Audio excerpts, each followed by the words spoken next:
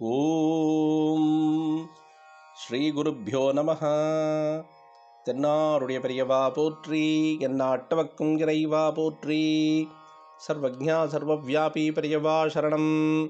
மாயப்பிறப்பருக்கும் மகா பெரியவாடி போற்றி. ஓம் ஸ்ரீ மகாமகணபதகே நமஹ. ஸ்ரீ சந்திரசேகராமிர்தம் அமிர்ததாரை 1159. தெய்வத்தின் குரல் 5ஆம் பாகம், அத்தியாயம் ஸ்ரீ சங்கர சரிதம். இதன் இன்றைய புதிய தலைப்பு பிரம்மச்சரிய ஆசிரமத்திலும். அப்படியானால் அந்த 32 வருஷமும் சந்நியாசியாய் இருந்துவிட வேண்டும். ஜீவிதம் பூராவும் ஞானோபதேசமே காரியமாய் இருந்திடனும். இந்த கலியுகத்தில் அவதாரமாக வரும்பொழுது கிரகஸ்தாசிரம வாடையே காட்டப்படாது என்று பரமேஸ்வர சங்கல்பம் ஆயிற்று.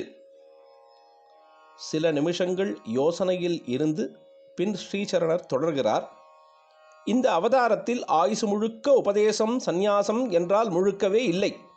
முதலில் கொஞ்ச வருஷம் பிரம்மச்சரியம், குருகுல வாசத்தில் பூர்த்தியாக வித்யாபியாசம், அப்புறம்தான் சந்நியாசமும் உபதேசம் பண்ணுவதும். அவதார காரியத்துக்கு 32 வருஷம் தேவைப்பட்டது என்று நான் சொன்னது சரியில்லை. அதைவிடவும் ஒரு 8 வருஷம் குறைச்சலாகவே போதும் என்றிருந்தது. திடீரென்று ஒரு குழந்தை உபதேசம் செய்கிறதென்றால் இது ஏதோ தெய்வீகமான அற்புதம் என்று ஆகிவிடும். தெய்வீகமும் மனுஷதன்மையும் கலந்திருப்பதான அவதார லட்சணத்துக்கு இது பங்கம் உண்டாகிவிடும். ஒரு தெய்வ குழந்தையை ஜனங்கள் எப்படி தங்களுக்கான மாடலாக நினைத்து பின்பற்ற முடியும்? அதன் உபதேசம் தங்களுக்கும் அனுஷ்டான சாத்தியம் என்று எப்படி எடுத்துக்கொள்ள முடியும்?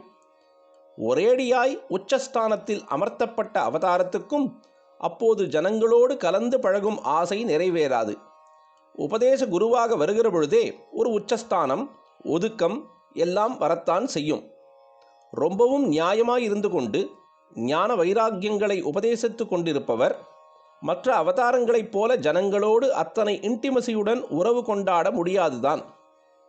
ஏதோ கொஞ்சத்தில் கொஞ்சம் முடிவதும் அவர் அத்புத லேபிள் ஒட்டிக்கொண்டே பிறந்தவரானால் அடியோடு போய்விடும். அதனால் கிரகஸ்தாசிரமத்தின் மூலம் மனுஷனுக்கு மாடலாக எத்தனையோ பாடங்களை காட்டத்தான் நமக்கு அடியோடு முடியாது என்றாலும் பிரம்மச்சாரியாக இருந்தாவது அதில் மாடலாக இருந்து காட்டுவோம் என்று பரமாத்மா நினைத்தார். பிரம்மச்சரிய ஆசிரமம் வகிப்பதற்கு இன்னொரு காரணமும் இருந்தது. என்னவென்றால், வேத வழியை நிலைநாட்டுவதே அவதார நோக்கமாயிருக்க, வேதத்தின் கர்ம சம்பந்தம் என்பதே இல்லாத சந்நியாசியாகவே அவதாரம் ஆயுசு முழுக்க இருந்துவிட்டால் எப்படி? சந்நியாசிக்கும் உபனிஷத்துகளின் மகா வாக்கியங்களால் வேத சம்பந்தம் இருக்கிறதென்றாலும் பெரும்பாலான ஜனங்கள் பண்ணக்கூடியது அவன் பண்ணும் மகா வாக்கிய விசாரம் அல்லவே.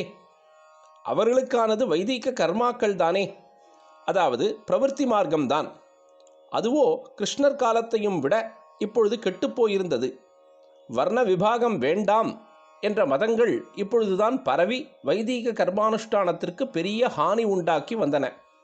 இந்த சமயத்தில் தோன்றும் ஒரு அவதாரம் நிவர்த்திக்கான சித்த பரிபக்குவம் பெற்ற கொஞ்சம் பேருக்கு மட்டும் அத்வைதத்தை சொல்லிவிட்டு போய்விட்டால் எப்படி சரியாயிருக்கும்? லோகத்தில் பொதுவாக எப்படி தர்ம சம்ஸ்தாபனம் ஏற்படும்? முடிவாக ஞான லட்சியத்தை காட்டி நிவர்த்தியை நிலைநாட்டுவதே இந்த அவதாரத்தின் தலையாய உத்தேசமானாலும் ஆரம்பமும் மத்தியும் இல்லாமல் முடிவுக்கு எப்படி போவது? லோகம் பூராவுக்கும் தர்ம சம்ஸ்தாபனம் என்னும் பொழுது பிரவர்த்தி தர்மத்தில், அதாவது வேதோக்தமான கர்மானுஷ்டானத்தில் பெரும்பாலான ஜனங்களை ஊக்குவித்து உற்சாகப்படுத்தாமல் ஒரு அவதாரம் முடிந்து போவதற்கு இல்லை. வியவஸ்தைகள் கெட்டுப்போய் ஜனங்களெல்லாம் ரொம்பவும் அசாஸ்திரியமாக காரியங்களை செய்து கொண்டிருக்கும் பொழுது அவர்களுக்கு சாஸ்திரோக்தமான கர்மாக்களில் ஈடுபாடு ஏற்படுத்தி தர வேண்டியது அவதாரத்தின் முக்கியமான கடமையாக ஆகியிருந்தது. ஆகையினால் பெருவாரியான ஜனங்களை உத்தேசித்து வைதீக கர்மானுஷ்டானம், ஆசிரம வியவஸ்தைகள் ஆகியவற்றையும் இந்த அவதாரத்தில் வலியுறுத்தி சொல்ல வேண்டும், சொல்லத்தான் வேண்டும் என்று சுவாமி நினைத்தார். சொன்னால் மட்டும் போதாதே, சொன்னதை சொந்த வாழ்க்கையில் எக்ஸாம்பிளாக நடத்தி காட்டினால்தானே சொல்லுக்கு சக்தி ஏற்படும். ஆனால் வைதீக கர்மானுஷ்டானம் இல்லாத சந்நியாசி எப்படி அதற்கு எக்ஸாம்பிளாக வாழ்ந்து காட்ட முடியும்? இதை சமாளிக்கவும் தான் பிரம்மச்சரிய ஆசிரமத்தில் முதலில் இருந்துவிட்டு அப்புறம் சந்நியாசியாவது என்று தீர்மானம் பண்ணினார். கிரகஸ்தன் மாதிரி அத்தனையான யஜ்ஞாதி கர்மாக்கள் பிரம்மச்சாரிக்கு இல்லாவிட்டாலும் இவனுக்கும் அநேக வைதிக கர்மானுஷ்டானங்கள் உண்டு. ஆதலால் வழிகாட்டியாக பிரம்மச்சாரிய ஆசிரமத்திலிருந்து கொண்டு செய்ய வேண்டியதெல்லாம், செய்ய முடிந்ததையெல்லாம் செய்யலாம். வேதாத்தியனம் பண்ணலாம், சமிதாதானம் பண்ணலாம், பிக்ஷை எடுத்து வரலாம், இந்த ஆசிரமத்துக்குரிய 4 விரதங்களை அனுஷ்டிக்கலாம். இதெல்லாம் வரட்டு என்று வெறும் காரியமாக போய்விடாமல் ஹிருதயம் கலந்து பிரியமாக பணிவாக குரு சுஷ்ரூஷை பண்ணலாம். பர்ஃபெக்டாக இப்படி நடத்தி காட்டிவிட்டு அப்புறம் சந்நியாசத்திற்கு போகலாம். அசாஸ்திரியமாக பல பிக்ஷுக்கள் இந்த நாளில் தோன்றியிருக்கிற மாதிரி இல்லாமல் இந்த குழந்தை சந்நியாசி யார் தெரியுமாவாம்? நியமமாக குருகுலவாசம் பண்ணிவிட்டு அப்புறம் சாஸ்திரோக்தமாக குருமுகமாக சந்நியாச தீட்சை வாங்கி கொண்ட குழந்தையாம் என்று லோகம் பேசும்படியாக நடத்தி காட்ட வேண்டும். கிரகஸ்தனாயிருந்து தார புத்திராதிகள் அதிதிகள் ஆகியவர்களுக்கு ஆற்ற வேண்டிய கடமைகளை செய்து காட்ட முடியாவிட்டாலும் பிரம்மச்சாரியாயிருந்து ஆச்சாரிய சேவை, தாயாருக்கு செய்ய வேண்டிய தொண்டு ஆகியவற்றை சுத்தமாக நடத்தி காட்ட வேண்டும்.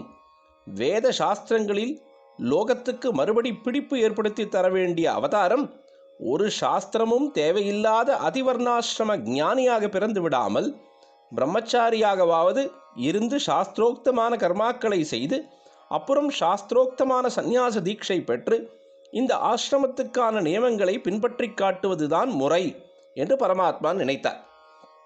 நல்ல வேளையாக ஒருத்தனுக்கு 4 ஆசிரமங்களும் கம்பல்சரி தான் என்று வைக்காமல் நல்ல பக்குவம் அடைந்தவனானால் பிரம்மச்சாரி கிரகஸ்தாசிரமம் ஏற்காமல் அந்த ஆசிரமத்திலேயே ஆயுசு முழுவதும் இருக்கலாம், நைஷ்டிக பிரம்மச்சாரி என்று இருக்கலாம் என்றும், இன்னும் கூட மனசு பக்குவப்பட்டு விவேக வைராக்கியம் நிரம்பி இருந்தால் பிரம்மச்சரியத்திலிருந்து சந்நியாசாசிரமத்துக்கு போகலாம் என்றும் சாஸ்திரங்களில் இருக்கிறது. போதாயனர், கௌதமர், வசிஷ்டர், உச்சனஸ், அங்கிரஸ், யமன், காத்யாயனர், வியாசர் ஆகியவர்கள் கொடுத்துள்ள ஸ்மிருதிகளான தர்மசாஸ்திரங்களில் இப்படி இருக்கிறது. ஜாபால ஸ்ருதியும் யோக்கியதாம்சம் உள்ள பிரம்மச்சாரி நேரே சந்நியாசம் வாங்கிக் கொள்ளலாம் என்கிறது. ஆகையினால் இந்த அவதாரத்தில் அப்படித்தான் பண்ண வேண்டும். குழந்தையாகவும் பிரம்மச்சாரியாகவும் முதலில் ஒரு 8 வருஷம் இருந்துவிட்டு அப்புறம் சந்நியாசியாகி அவதார காரியத்தை முடிக்கலாம். கிரகஸ்தாசிரமம் என்றால் இந்த யுகத்து ஜனங்களுக்கு விகல்பமான எண்ணங்கள் தோன்றுவது போல பிரம்மச்சாரிய ஆசிரமத்தை பற்றி இல்லாததால் இந்த மாதிரி பண்ணலாம் என்று தீர்மானித்தார். அமிர்தம் தொடர்ந்து பொழியும். பிரதோஷ சங்கர பிரத்யக்ஷ சங்கர தென்னாருடைய பெரியவா போற்றி, எந்நாட்டவர்க்கும் இறைவா போற்றி, சர்வஜ்ஞா சர்வவியாபி பெரியவா சரணம், மாயப்பிறப்பருக்கும் மகா பெரியவாடி போற்றி.